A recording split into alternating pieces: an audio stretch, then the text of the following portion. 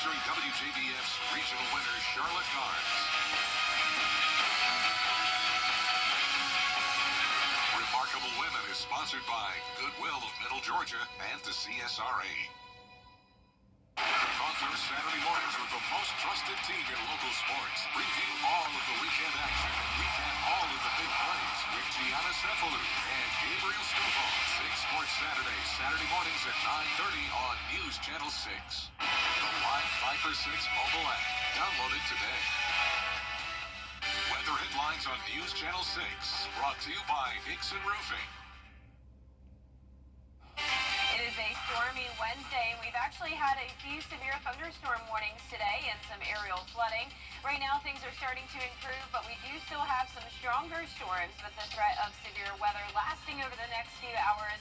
And another stormy day tomorrow, and those rain chances will stick around as we head into the weekend. I'll have all those details coming up. Now on News Channel 6 at 5, protecting students on college campuses. How law enforcement is protecting them in our area as Your News at 5 starts now. Live from Television Park, this is WJBF News Channel 6 at 5.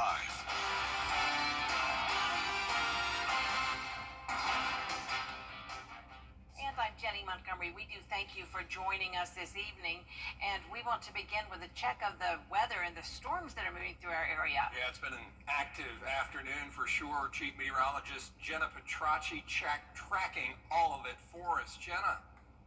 That's right. So like I mentioned at the top of the show, we did have some severe thunderstorm warnings this afternoon, but right now things are looking a little bit better. So let's take a look across the CSRA. You can see some of those flashing polygons still indicating some strong storm potential, but not as bad as it was earlier. So starting out in Augusta, you can see things are actually drying out now. We don't have any flooding going on at this time. So drying out in Richmond County, but out towards the west of us, we do still have some of those stronger storms with some heavy rain and a lot of lightning now near Hancock County and headed into Tolliver County. Then as we go down towards the south, Emmanuel County is another place that's been dealing with the stronger storms, but right now just a couple lightning strikes and some of that brief heavy rain. And then the majority of the activity is happening in our southern and eastern counties. This is Screven, there's Sylvania covered with the lightning. Look at all those strikes over the last few minutes, and then that continues into Allendale County as well. So like a typical summertime pattern, these storms are very spotty in nature, and that's why the rainfall totals are very inconsistent. Some places like Wilkes County, not a drop of rain, while places like Jefferson County, possibly up to around 5 inches of rain in some spots. So right now on our Terry Lambert Hyundai Skyview cam in Swainsboro, you can see it is soaked outside, but not a lot of rain or heavy rain coming down at this time. The temperatures are spread out anywhere from the mid-60s through lower 80s. 80 in McCormick, 66 though in Allendale, 77 in Millen, Aiken you're at 72, 75 in Augusta, and 78 in Edgefield. Dew points are high today. It's a muggy day. It's very summer-like outside. With the winds, overall not too bad, sustained up to around only 7 miles per hour. And of course, within the thunderstorms, we could have some gustier winds, but right now our wind gust map only registering up to around 22 to maybe 25 miles per hour down there in Screven County. You can see here on Live Viper 6 across the two-state, it's really just our neck of the woods dealing with those storms. Down in southern Georgia and the upstate, not looking as bad. So for the rest of our evening, we'll see those temperatures in the middle 70s here in town. And looking ahead over the next few days, temperatures are staying warm with those chances of rain continuing into the weekend. Coming up, I'll have a look at your futurecast for the rest of tonight and through Friday, so stay with us, but back to you. Jenna, we appreciate it. Thank you. It's been nearly 1 week since a suspect shot and killed 2 people and injured 6 others at Florida State University. Today we talked to local campus police about how they make sure students and staff are safe. Here's Bria Smith. The fear of hearing a gunshot while being on campus may leave a student to worry about their safety, maybe thinking they can take security into their own hands. But here at Augusta University, campus law enforcement is working to make sure that thought doesn't cross your mind. We actively patrol our campus 24 hours a day, 7 days a week. But when incidents like the Florida State University shooting takes place, it makes both staff and students a bit more apprehensive. I try to keep how do you say, paranoid or scary thoughts, despite the news because it's everywhere in the news what we're seeing and what's happening all around America right now currently. Under Georgia state law, students and staff are allowed to carry a concealed weapon on college campuses through the campus carry law. Then that meant people could carry on campus without a license concealed. It has to be concealed, but here's the other piece though. There's a lot of exceptions to that law. Exceptions. Captain Harry Smith says you should know if you carry. Like for instance, you can't carry it into a residence hall. You can't carry it at a sporting event. You can't have it be in an office of a faculty member. You can't use it. You can't carry in a place that has any child care, or if there's a co-enrolled high school student in the classroom. Students like Mia Diggins tells me she's grateful for the resources campus police provides, like the blue emergency poles around campus and even self-defense courses offered to women. I am so thankful for all that AUPD does for us. I've never had an instance where they haven't pulled through every time, whether that's me locking my keys in my car, which I'm notoriously known for doing. They come as fast as they can, so it doesn't, I don't doubt the fact that these apps or these resources are very helpful, and I trust it 100%. You can download the Rave Guardian app, which will allow you to call 911, schedule a timed virtual escort, text campus police, and more. In Augusta, Bria Smith, WJBF, News Channel 6.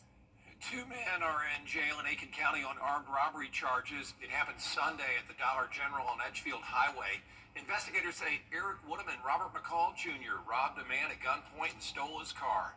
Deputies found that stolen vehicle. They started to chase those two. Both suspects ran away, eventually caught and charged with armed robbery, grand larceny, and weapons charges. They are in the ACDC. It's a race to the end for picking up storm debris in Augusta. Cleanup is resuming after crews took a break from Masters and Easter. The priority will be stumps, root balls, and remaining hot spots that were overlooked before. Augusta's debris manager says the size of the stumps and root balls makes them more difficult to clean up. There's a lot of them. We've spent the time off marking things and getting it ready so we can try to do this thing organized and methodical. Give me a deadline. May 15th is what we're shooting at, mid-May, and then hopefully we'll be done. Castle says one issue with removing stumps in city parks is they must first be examined by state archaeologists. He says this is to prevent any artifacts from being disturbed. Local parks and recreation facilities still closed after Hurricane Helene blew through. Isabella Moody was able to talk to the Pendleton King Park Foundation board leader about the status of that popular park. She's in our studio now. Isabella?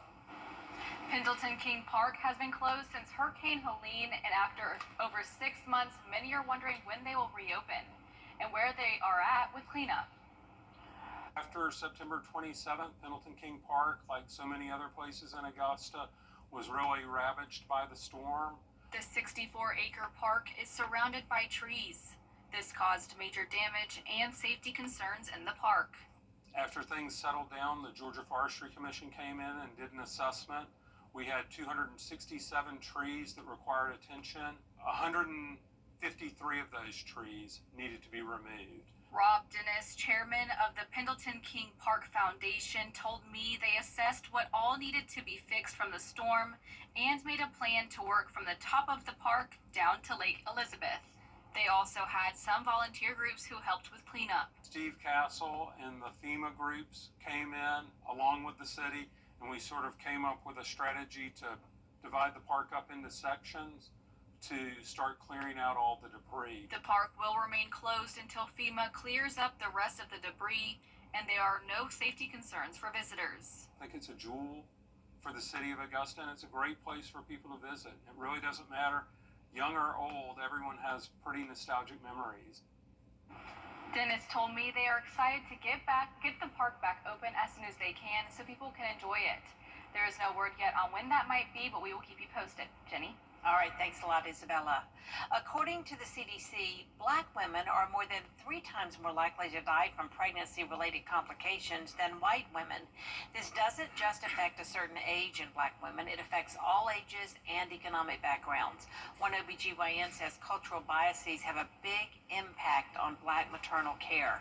She says changes within the healthcare system and education and awareness are ways to prevent this.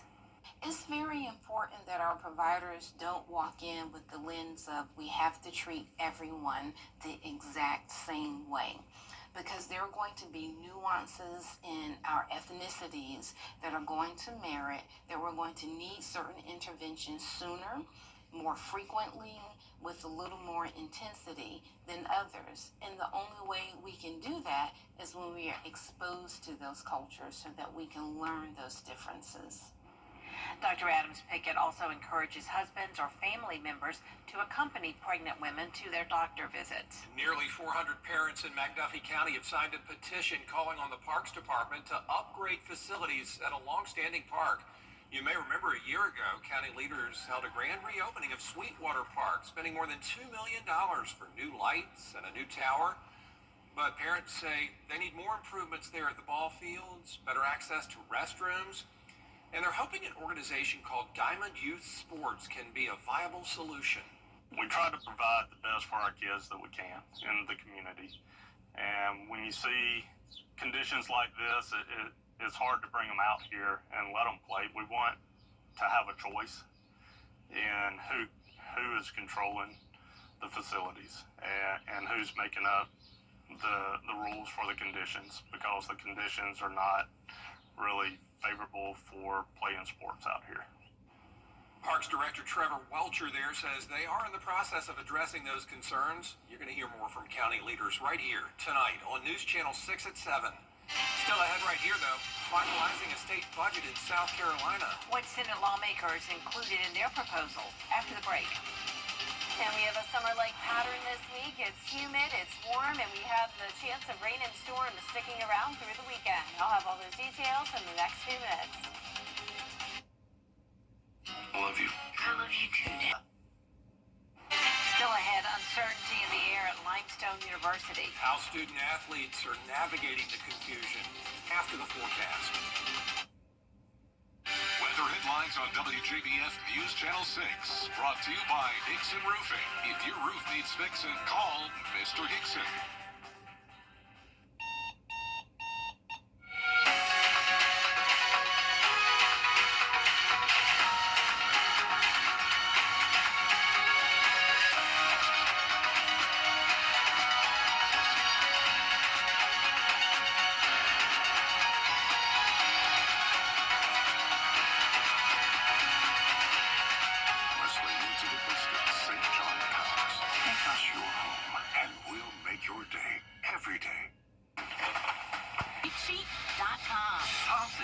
Dodge Jeep Ram Fiat makes buying easy.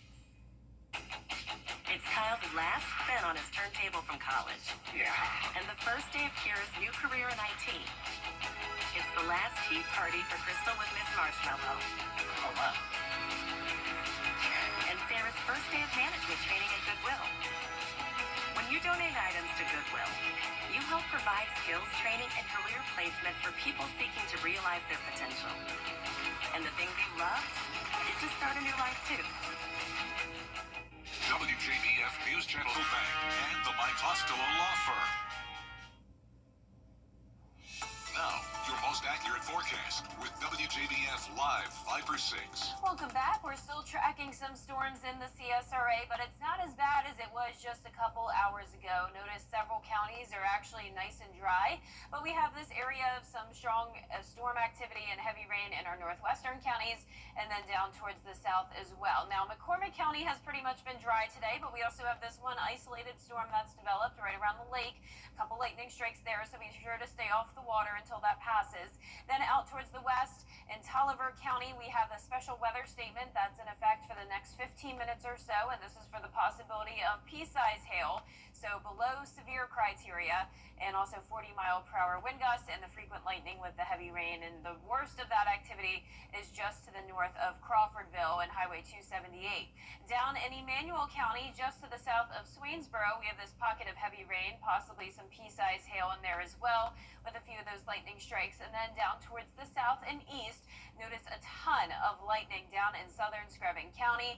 Allendale, Bamberg, and Barnwell not looking too bad though, so luckily the worst of the activity is to our south. But as for a Terry Lambert Hyundai Skyview Cam in Waynesboro, some rain came down earlier, but now it is nice and dry. We're sitting at 75 degrees, a northeast breeze of 7 miles per hour. Dew point's pretty high today in the middle 60s, so it's just one of those warm and muggy days, feeling more like early June, I'd say, than April. And you can see those temperatures have cooled down a bit though because of the rain, so we're now down to 73 in Aiken, 75 in Augusta, 79 in Sandersville, and then those upper 60s down towards the southern half of the CSRA. Now, this is the front that we've been watching over the past couple of days. Like I mentioned yesterday, once it moved closer to our area, that's when we'd see more rain, and that's the case today, and that'll be the case again for us tomorrow as well. But for the rest of today, we're still under a marginal risk of severe weather. Tomorrow, there is no threat of severe weather, but with that being said, you still can't rule out a severe storm or two, just like with a typical summertime pattern, which is what we're experiencing this week. Now, for tomorrow's forecast, we're starting out mostly cloudy and dry, and then same thing as we go into the afternoon and evening. Some of these storms will start to develop. Chance of rain tomorrow slightly lower at 50%, and then going down to 40% Friday and Saturday, and Sunday looks to be mostly dry, so it won't be a washout for your weekend. Our future cast tonight at 6 o'clock showing a few more spotty showers and storms. Now, once the sun goes down, we'll lose a lot of that instability, so past around 8 o'clock, I'll no longer be concerned about severe weather. And Thursday morning's looking mostly dry, but you can see out towards the west of Augusta, we have this pocket of rain coming through.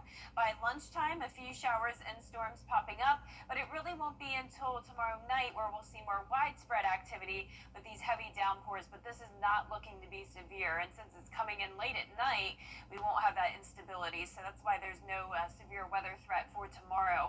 Now, by Friday morning, more of the same, a cloudy start, maybe a few stray showers, and then once we get into the afternoon, some of those storms begin to fire up, but not seeing as much coverage as what we'll have tomorrow and what we had today. So the rainfall estimates from Thursday through Friday still very spotty. Some places are only going to get up to around a 1/10 of an inch, while other places could see maybe 3 inches or more. Now, for the Augusta Air Show this weekend, once again, it's not going to be a complete washout, just those scattered afternoon and evening storms on Saturday. A very warm day. Sunday looks great. We're cooling down the Sunday, and at that point, mostly dry. Now, those temperatures are taking that brief dip down to 80 on Sunday, but then we go back to the upper 80s as we go into the middle of next week. So warm temperatures are in the forecast as we get into the new month. The rain chances once again sticking around until Saturday, and then a mostly dry and sunny start to next week. High temperatures staying in the 80s, and lows will be right around 60 degrees. All right, Jenna, thank you. Yeah. While Limestone University leaders look for financial lifelines, the student athletes are still dealing with uncertainty. Baseball coach Brian Harker has been in this spot before. He was head coach at Furman University when they cut the program in 2020. Players on the team are now faced with the possibility of having to enter the transfer portal. What I've learned through all this is I'm done with loyalties to universities or NCAA. My loyalties to these players. So it's figuring out how to best serve these guys. A decision on whether the university will close is expected no later than Tuesday of next week. Up next, Pope Francis lying in state at St. Peter's Basilica. We'll hear more from mourners at the somber ceremony after the break. When it matters most, George Sink Injury Lawyers delivers results. I was rear-ended by a drunk driver. They got me $1.5 million. Go with the name you know and trust. On the line. It's bow tie. And ABC News will have live coverage of the Pope's funeral mass on Saturday morning. The special report begins at 3:30 a.m. And that's all from us for now, but we do have more coverage you can count on at 5:30. Including a wildfire raging in New Jersey. Why leaders fear the blaze could be the biggest in the state in decades.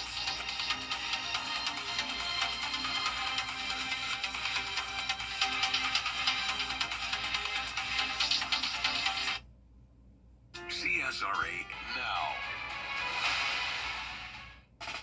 we bring you the profile of a hero. Marine Private First Class Gomer Pyle. Heroes come in all shapes and sizes. But this hero is a musical Marine.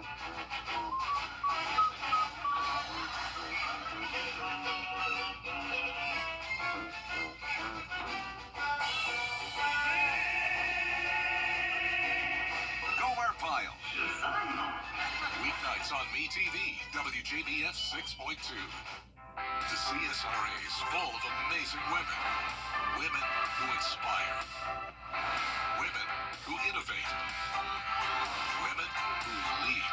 That's why News Channel 6 brings you Women to Watch. On the last Wednesday of each month, News Channel 6 recognizes local businesswomen who are making a positive impact in our community. Nominate someone today at WJBF.com. Sponsored by Goodwill. Let's face it, news is complicated. That's why WJBF.com makes it easy.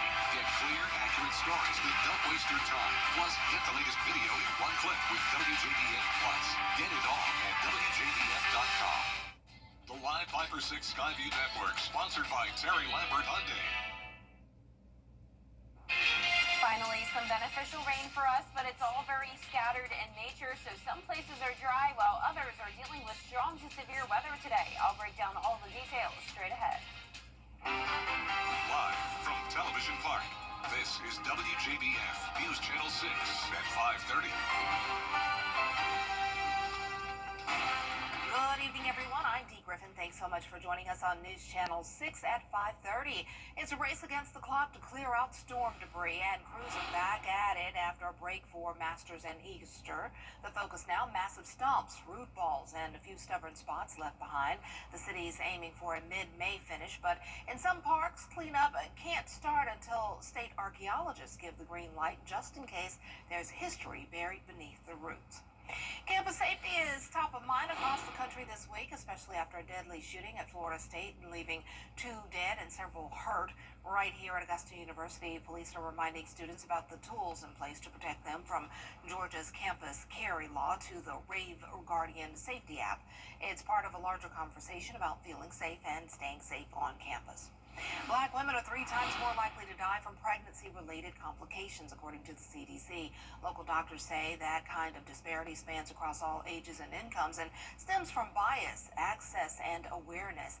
Hospitals in Augusta are stepping up, using new grants to close that gap. It's a conversation worth having and one we'll be tracking closely. Coverage you can count on begins with people who have come from all